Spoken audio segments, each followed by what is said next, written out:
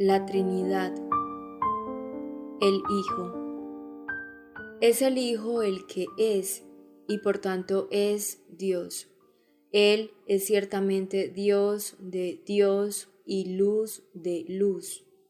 Pero a no ser que procedamos ad infinitum y por tanto ad absurdum, haciendo surgir a Dios de otro superior Dios y así sucesivamente, tendremos que decir que el Padre del que el Dios de procede es propiamente hablando la fuente de Dios. Este de Dios es precisamente el Hijo. Es el Hijo el que actúa, el que crea, el que es. Por Él todo fue hecho, en Él todo existe. Él es el principio y el fin, alfa y omega. Propiamente hablando, la persona divina, el Señor, es el Hijo, y el Hijo se manifestó en Cristo. Según la teología más tradicional, el vocablo persona no puede ser utilizado en la Trinidad con analogía real. Lo plural se predica de las tres, dice Santo Tomás refiriéndose a las personas divinas. La persona en lo divino no es esencia ni naturaleza, sino personalitas. Y así las tres personas no son tres dioses. La analogía existe entre el Creador y sus criaturas, pero no en la Trinidad en sí. La persona no es un universal. O, en las inquietantes palabras de Duns Scoto, la soledad última es requerida por la personalidad. Es la soledad radical lo que hace a la persona un individuo. Una analogía presupone siempre un fundamento de la misma. Una entidad o idea como primer punto de referencia, entidad o idea que en este caso no puede existir fuera de las personas divinas, pues ello implicaría o bien un cuarto principio supremo o bien un mero modalismo en el caso de que la diferencia entre las personas estuviera tan solo en nuestra mente. Ni puede existir tampoco dentro de las divinas personas, lo que conllevaría diversidad y diferencia real entre ellas, siempre naturalmente bajo el supuesto tradicional de considerar a las personas como individuos separados. Así pues, hablando con rigor, no es cierto que Dios sea tres personas. Personas es aquí un término equívoco que tiene un significado diferente en cada caso. Una vez abiertos a la revelación de la Trinidad viviente de Padre, Hijo y Espíritu Santo, es ya una abstracción hablar de Dios, la naturaleza divina. Dios, como entidad monolítica, no existe. No hay más Dios que el Padre, que es su Hijo por medio de su Espíritu, pero sin tres quiénes o qués de ninguna clase. La palabra Dios, utilizada para el Padre, el Hijo y el Espíritu Santo simultáneamente considerados, es un nombre genérico y, por ende, sin contenido unívoco concreto. No hay una cuaternitas, un Dios naturaleza divina, fuera, dentro, encima o al lado del Padre, del Hijo y del Espíritu Santo. Solo la Trinidad es persona. Si utilizamos la palabra en su sentido eminente y analógico respecto a las personas humanas, ninguna de las personas divinas es una persona. No hay un factor de analogía verdadero, común al Padre, al Hijo y al Espíritu Santo. A falta de un término mejor, podríamos ciertamente llamarles personas en la medida en que son verdaderas oposiciones relativas en el seno del misterio divino, pero habría que tener cuidado de no substancializarlas o considerarlas en sí mismas. Una persona nunca es en sí misma, sino que, por el propio hecho de ser persona, es siempre pros ti, relación constitutiva. El ya mencionado concilio ya dijo que no puede existir ningún plural en las tres personas. Estrictamente hablando, el hombre solo puede tener una relación personal con el Hijo. Dios no es persona excepto en Cristo, escribió Jacob Böhme. El Dios del teísmo es, por tanto, el Hijo, el Dios con quien se puede hablar, entablar un diálogo, entrar en comunicación. Es el divino tú que está en relación con. o más bien, que es la relación con el hombre y uno de los polos de la existencia total.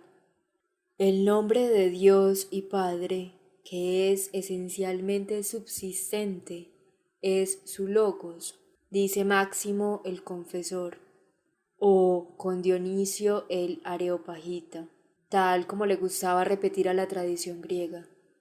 Dios no es ni triada ni mónada.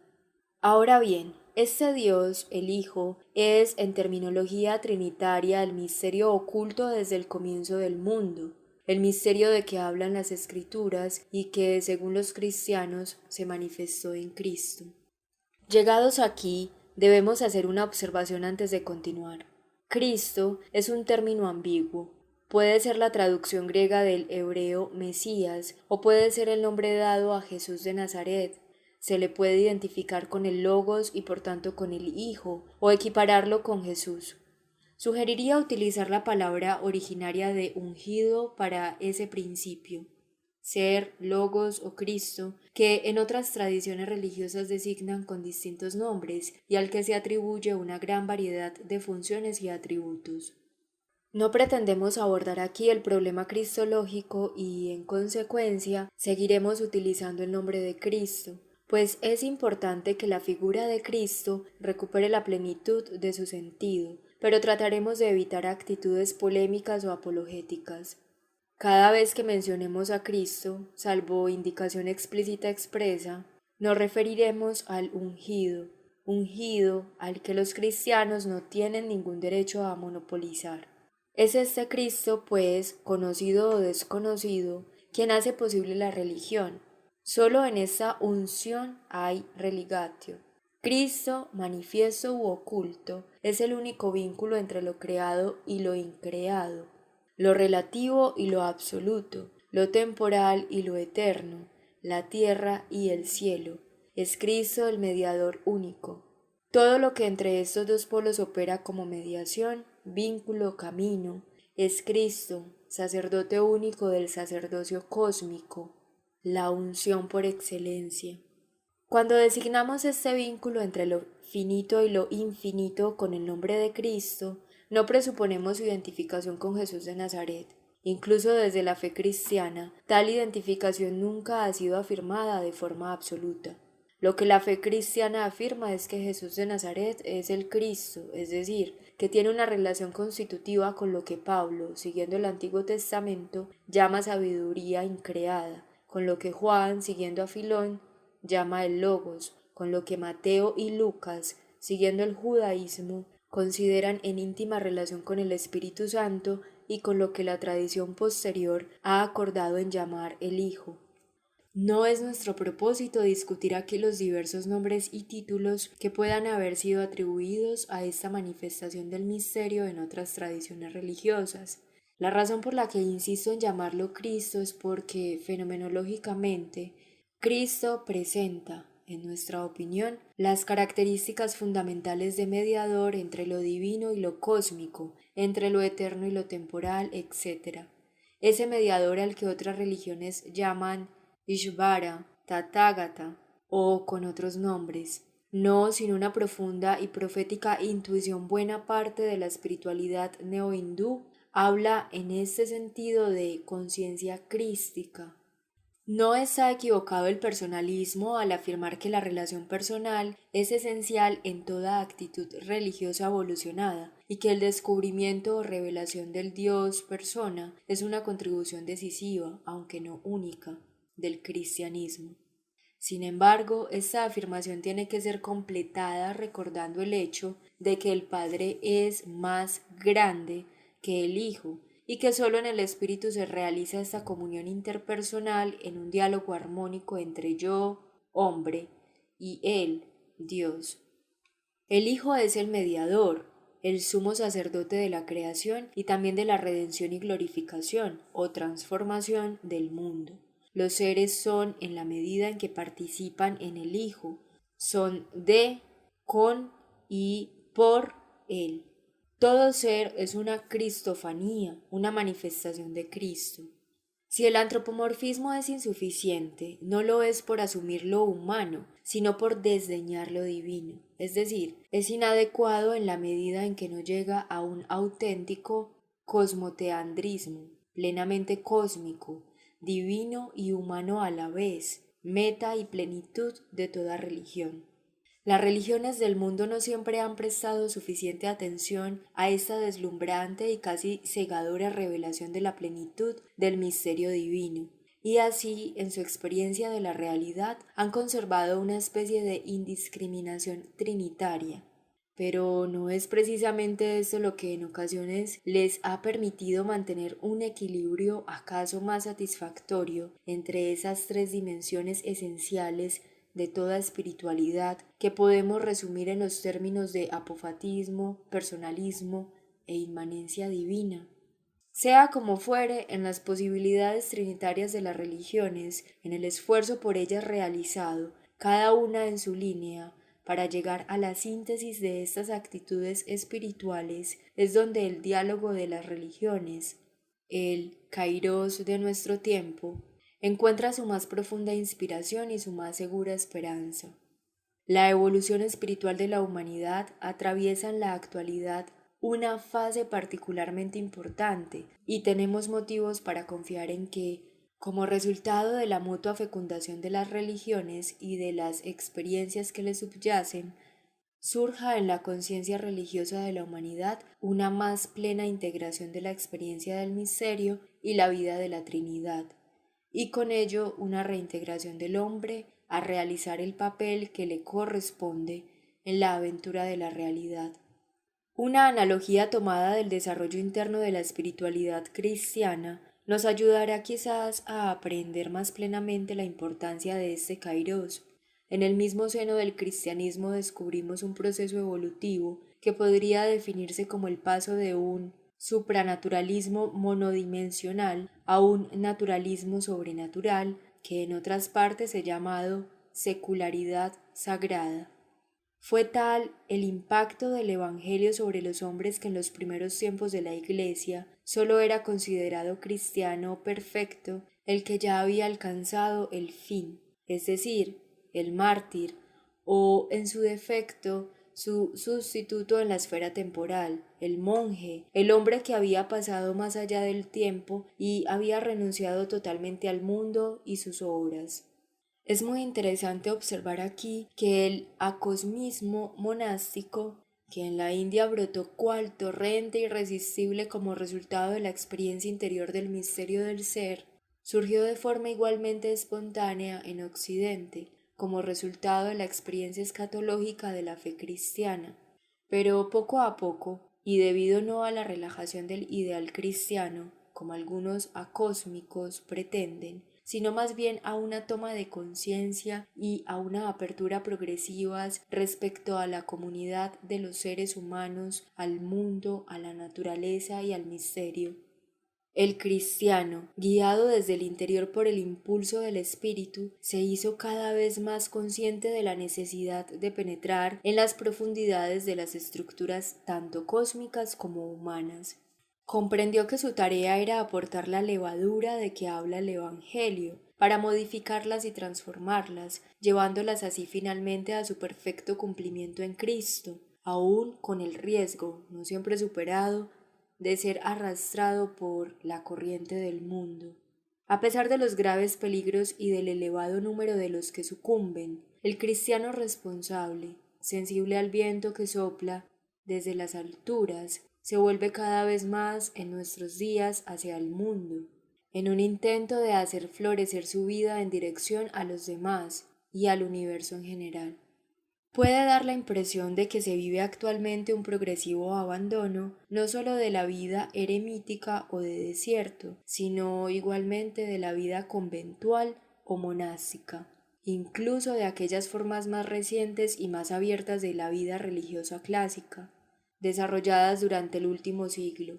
Pero más en el fondo podemos detectar un empuje, como si dijéramos, del espíritu, impulsando al cristiano más allá de lo que llamamos cristianismo y más allá de la iglesia institucional y oficial.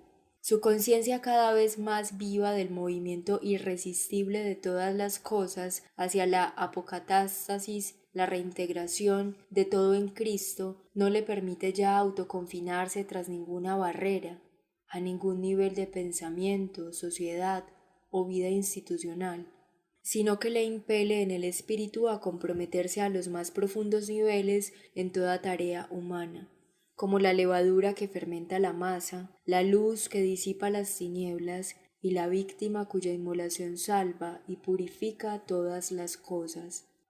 Sin duda subsistirán las vocaciones personales y específicas y nada debe perderse de todo cuanto la Iglesia ha ido acumulando de positivo en el curso de los siglos. Toda vocación es por necesidad limitada y en la verdadera espiritualidad cristiana hay espacio para las más diversas vocaciones. Pero es de vital importancia que el falso acosmismo desaparezca. Ese acosmismo consiste en encerrarse en una estructura mental o institucional y que, siendo un producto de la historia, está por ello destinado a ser sustituido a su vez por la misma continuación de la historia, los signos de los tiempos y a su través el espíritu que en ellos se revela, nos invitan a abrir de par en par las puertas de la oicumene, a abatir los muros, alguna vez de protección y ahora de separación, de la llamada ciudad cristiana, cultura, religión, y a avanzar con los brazos abiertos al encuentro de todos los hombres. Tales signos ya no permiten que el hombre permanezca en el nivel particularista y limitado, quizás incluso sectario y exclusivista, de su experiencia individual de Cristo, pues la experiencia de Cristo está en la coinonía humana y cósmica. Además, la experiencia de Cristo y la espiritualidad que de ella brota implican su plena dimensión trinitaria. Nada podría estar más en concordancia con esto que la enseñanza y el ejemplo de aquel que vino al mundo solamente para dar testimonio del Padre, para realizar no su propia voluntad, sino la del Padre que le envió, de aquel que en el momento de su muerte explicaba a sus discípulos que era bueno para ellos que él marchara, pues de lo contrario no les llegaría el Espíritu Santo, Maestro de toda verdad. Si nos mantenemos exclusivamente apegados al Salvador, a su humanidad y a su historicidad, bloqueamos la venida del Espíritu y volvemos así a un estado de exclusiva iconolatría. Debería ser evidente que cuando decimos iglesia no nos referimos a la historia de las iglesias, sino a aquel aspecto del universo que la tradición cristiana repetida por el Concilio Vaticano II llamó Sacramentum Mundi, el misterio del cosmos.